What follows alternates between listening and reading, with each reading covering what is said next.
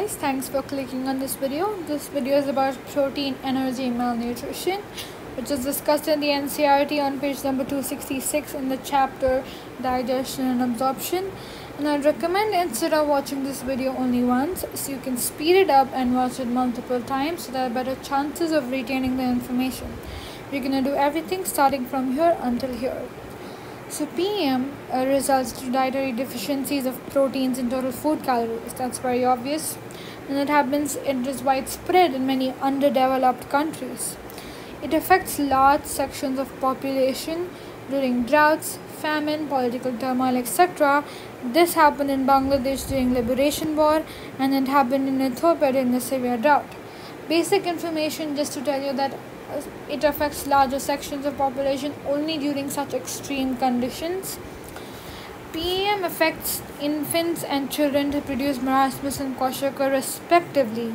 That means that if it affects children of age less than 1 year, that is infants, it produces marasmus. If PEM affects children of age greater than 1, it produces kwashiorkor. And both of these occur due to the replacement of mother's milk.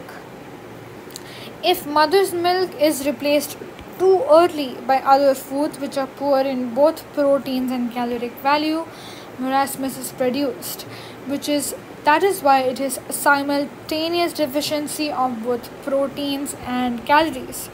And it often happens if the mother has a second pregnancy or childbirth when the older infant is still too young.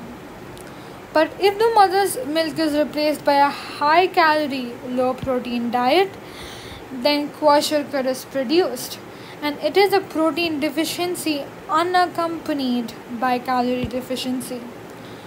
So now we talk about the similarities in both of these deficiencies. It makes it easier to remember.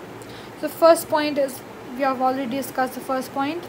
Talking about the second and third, wasting of muscles, which you can see here, and emaciation of the body are there. Wasting of muscles is simply shrinking of the muscles or loss of muscle mass, and emaciation of the body means the thinning out of the body. So both of them mean almost the same things. And also thinning of limbs is also mentioned in both marasmus and kwashiorkor, and you can also see it in these diagrams. That is, in both the patients you see the thinning of limbs, even here as well as here. So those are the similarities. The other two similarities are the decline in the growth rate and the decline in the brain development, and I'll point it out in the text. In marasmus you see it here that growth and development of brain and mental faculties are impaired. Here you see that there is a failure of growth and brain development. Next, we talk about the differences. We already discussed this one, so now we talk about the skin.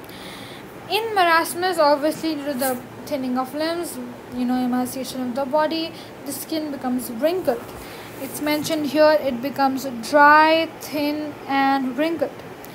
But in kwashiorkor, due to the absence of a calorie deficiency, some fat is still left under the skin, so there is no thin and wrinkled texture of the skin. And for the same reason, there is extensive edema and swelling of the body parts in the patients of kwashiorkor.